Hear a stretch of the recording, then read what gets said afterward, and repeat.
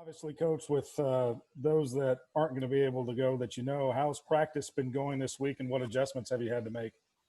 Well, practice has been really good. It was great to be back with the team yesterday, but Monday and Tuesday went well. The coaches' staff ran it real well. The kids practiced hard. Um, we've had to make a few adjustments, but injury-wise, you'd have to do that anyway, and so it's gone. Practice has gone well. Tom?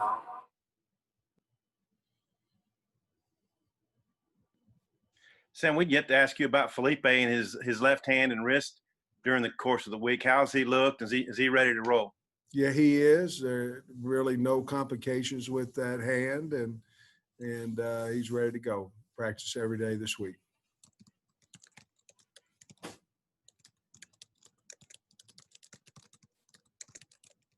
Nikki? Coach, Traylon Smith, what has, his production meant for this team and also just his general attitude? He's awesome. He's tough, hard worker, just a great kid to be around. A lot of fun to be around. I like messing with him, because I can get him pumped up pretty fast, but he's tough, and he runs hard and makes the line better, makes the team better. Just been very, very proud of the way he's played, and it's all centers around how important the game is to him and how much effort he gives. And to me, he's got Arkansas football player written all over him. That's what we're made of. He's the type of kid that makes us have success. Scotty? Coach, earlier in the week, I think you mentioned Trey Knox and Tyson Morris are probably going to have to step in place of Davion. How was their week of practice been? You feel like they're ready to go? Both of them have had good practices. I think you'll see both of them Saturday morning, and they'll be ready to go. But we've caught the ball well this week, and we've cut down a little bit of practice this week simply because of numbers and because of, it's later in the year. We would do that anyway, but not a lot, but enough to, try to save some legs, and we're down a little bit number-wise. So, but those two guys certainly have had good weeks. Got a lot of confidence in them. Trey Biddy? Yeah, Coach, you mentioned earlier this week that you guys are spending a little extra time on third downs, both offense and defense. So I was curious how that's going this week. Well, I think yesterday it ended up 500, 2 for 4 on offense and defense with the ones, and I think the twos were a little less than that. It might have been a 1 for 4 day, maybe 2 for 4. I think it was a 1 for 4 day with the twos against the twos. So we had 8 reps total, and we graded them. I mean, we wanted that to be a big emphasis on practice, and it was, and I thought both sides did well on it. Hutch? Yeah, Sam, Felipe's on track to break the school record for completion percentage. I mean, has he lived up to your expectations with what you thought you were getting with him, or has he maybe been even better than you could have imagined? No, I'm a big Felipe Franks fan, always have been whenever I was over at Georgia and he was playing against him. He was a scary dude to play against, To be honest with you, I have high expectations for everybody. And he's certainly been the player that I thought he would be. But the expectations when he came here was to do what he's doing for our football team, and he's doing what I thought he could do. Bob? Hey, Sam, I was doing some on Brooks and Fouche. I was wondering if you could maybe say something about each of them, how you think they've played this season. And with them both being Louisiana kids, do you think they get a little extra pumped up to play LSU? I imagine they would, It's the same thing. I don't think either one of them were offered by LSU. So that's, that honestly right now that happens frequently, in the SEC when we're playing teams.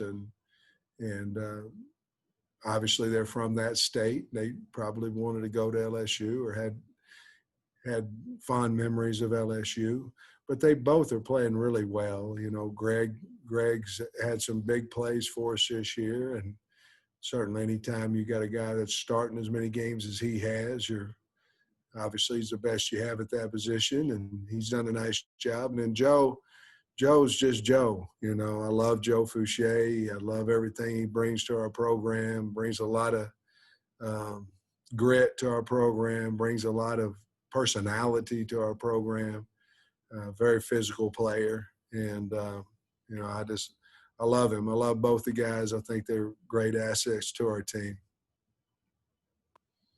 Nate? Sam, does the tempo offense, just what has made it so effective lately as compared to early in the year, and how much has that helped your running game? I don't think we're hurting ourselves as much as we did early in the year, you know, with alignments. And I'm talking about pre-snap stuff, you know, where we were having to flip it back or get a wide out on, a guy wide out off. Maybe our splits weren't correct, things of that nature that are so important to success of plays. I think the quarterback has had less time making sure everybody on the offense is aligned right. Where now he can look at the defense and have some things that are important to him pre-snap for his success. And I think all those things together have helped us. Certainly when we get into our tempo, we played really well. The team's bought into, listen, we really can't get into that until we get the first down. I think they've bought into that. And after we get a first down, a lot of times you'll see us have really good success during that drive, as long as we stay penalty free during that drive. Otis? Well, I was the designated Nate Dog question asker. He's here. So, but Sam, talk about Jalen Catalon, redshirt freshman. He's not only playing great, but he's kind of stepping up as a leader. And just is he exceeding what you would expect from a redshirt freshman? Yes, and again, we have high expectations for everybody on our football team. But yes, I mean, and I'm talking about just his physical play too. I mean, he's a physical guy, and knows what he's doing. Is the captain back there for the secondary, and just very smart guy, and certainly a tenacious hitter. Kyle? Coach, what did it feel like for you to open the door to the facility and, you know, be back around your team yesterday? It was awesome. I mean, that's why you get into coaching, to be around kids and your staff, and it was wonderful. You know, I got a new red door in my office. It was 2 glass doors, and now it's red, so that kind of made me pumped up when I got in here today. That's kind of a surprise. I'd ordered it a long time ago, needed a little privacy, and I finally got my red door. So that was exciting to get that too. Trey Schaff? Yeah, Coach, I guess, was it more therapeutic for you or the team to see you back? And then second, what would it mean to you if you're able to bring the boot back to Fayetteville for the fans and for this team? Well, it was probably more therapeutic for me. You know, the kids had Barry and the staff running it while I was gone, so it was probably a little bit more for me than the kids. But the boot, Louisiana LSU game is a big deal for Arkansas. It's a big deal, and we have approached it that way. Obviously, all games are important. This has a little extra juice to it, obviously, and we'd love to have the boot stay here. We know we have a big challenge. We know they're a great football team, but certainly we're excited to play on Saturday. Tom? I guess you got your last testing numbers back today, but you're having another round of testing. You feel pretty good that you guys have got this thing contained and that the numbers you've had at practice? are going to be available? No, I don't feel good about Ah, COVID. I mean, I think everybody's looking for an answer, and I'll give you the answer. We're going to play Saturday as of right now. We're going to play. We have a test that we took today that gets back tomorrow. And I'm going to just tell you the truth. We're running thin, and we want to play the game. But you have to have adequate numbers to play the game, and we are thin. And so if we have a good test tomorrow, then by golly, we're going to play the game. We want to play the game. We have not talked to our players 1 second about not playing the game because we want to play the game. They want to play. And so as long as our numbers will allow us to play, that's what we're going to do. Are we thin? Yes. Nikki. Coach TJ Finley, he's a really young player. You mentioned him briefly on Monday, but what have you seen after watching more film on him and what he could present as a challenge to you guys? As you watch him a little bit more, he got a much stronger arm than what I thought. From watching him the first couple of games, I was more concerned about him taking a ball down and running. And obviously there's concern there, Nikki, but he has a much liver arm as you continue to watch him than what I earlier thought. So the guy can hurt you both throwing and running. Played a great game against South Carolina.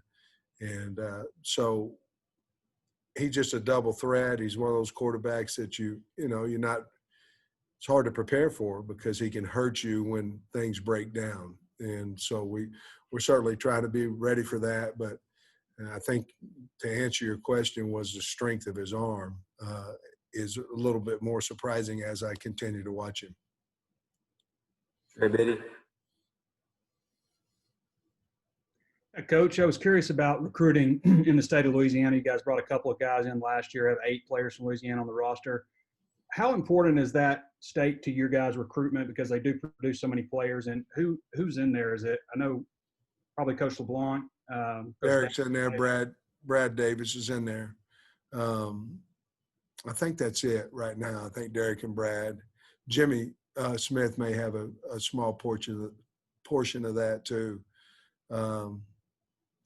It's not, Trey, it's not exactly right on the top of my head simply because, we haven't been out for quite a while. Well, ever, I guess, since, we have, but not since March, I guess. But anyhow, it's very important to us. As we've stated a long time ago, Trey, that if it's a border state to us, it's our hotbed. That's where we want to, Arkansas and the ones that are touching us, we think that's where we can do the most damage in recruiting. Not to say we can't go to Georgia or go to wherever, Florida, but the ones that are touching it, it's easier to sell. It's easier to sell the parents, where they're in driving distance, things of that nature. So it's a very important state to us. Hutch. Sam, you talked about Trey Knox a little bit earlier, but I'm sure this season hasn't gone exactly how he had hoped. I mean, how's his attitude been throughout the year? And could you tell maybe this week he has a little maybe extra pep in his step knowing that he's going to get another opportunity? I can tell that he's excited about this week. Anytime that you started and then you're not necessarily starting or not playing as near as much as you would, that's hard. I mean, it'd be hard on a grown man. That's hard. Very, very thankful the way he handled it.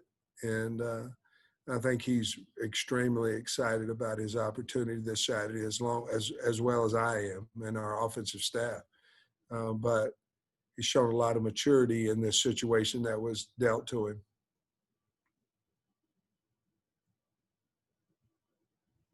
Ty. Coach, I know you thanked Ed earlier this week, kind of his upbringing into the head coaching stardom at LSU, going from being a defensive line coach to that. Whether it's just starting on either the offensive, defensive line, having a a really solid job in recruiting and seemingly to have a number of different relationships. Do you see any similarities between you and Ed Orgeron? You know, I don't know him well. I know that if you speak of him, words like recruiter, players coach, motivator, things of that nature come from other people when you talk about Coach Orgeron. So hopefully some of those things come out about myself and our staff. But, you know, he worked his way. You look at his resume, it's very similar to mine. I mean, he had to go to a lot of different schools to finally land a head coaching job, and certainly being at Ole Miss, and then certainly being at LSU, and then win a national championship. Those are things that I really can't speak of because I certainly haven't done anything like that. But he surrounded himself with great coaches, and that's I think, you know, I heard him speak about that from his first job to this job, and where he's kind of been a little bit more of a head coach in the fact that he's allowing his coaches to do a little bit more this time than maybe what he did at Ole Miss, and learning from those things. I heard him speak, and certainly I'm a guy that hire people to do a job, and then they need to go do it. And if I was better offensive coordinator than Kendall, then I'd call the plays. And if I was better than Barry, I'd call the defensive plays. The same way with Scott. And I'm not. I'm a guy that, you know, sees things in practice and makes sure that they are what I think should fit our program. And the rest of the guys, they do most of the coaching. Last one, Bob. Okay, I'll make it a two-parter. Hey, one thing, a follow-up on Brooks, he told us the other night that LSU came in on him. I think he said his high school coach told him on signing day, hey, LSU's interested in talking to you. And he was like, I'm going to Arkansas. I'm committed to them. How good is it to know that? Because you probably didn't know that because you weren't here. And then two, I kind of forgot it was a morning kickoff till you mentioned it. Arkansas played a lot of 11 a.m. games the last 2 years, but this will be the first one. How do you think you guys are ready to go for 11 a.m.? Well, I'll be honest with you. If somebody comes in on you the day of signing day, they really didn't want you. And so, I mean, that's just the truth. You know, they waited till signing day to find you. You probably weren't at the top of their list. Okay, I hate to say that, but it's true. And then the second thing, the 11 o'clock, we had, you know, we've already run through that before. You know, we had a 7 a.m., we had a scrimmage. And we had 7 a.m. pregame, and we went out and scrimmaged at 11 o'clock getting ready for this game, for any 11 o'clock. Well, we kind of were hoping we'd get 11 o'clock game before game 8. You know, it seemed to me like we're the night squad. But being 11 in the morning, we're looking forward to that. We've already ran through that. We had a scrimmage at 11 solely for the reason of being ready. We've already been there, done that for this LSU game. All right, that'll wrap us up. Thanks, Coach. Go Hogs. Thanks, Sam. See y'all. Good Thanks, to see you. Thanks, guys. Mm-hmm. Thanks, Kyle. All right, you guys all good? All right, Yep. Joe. Thank you. We'll see some of y'all on Saturday.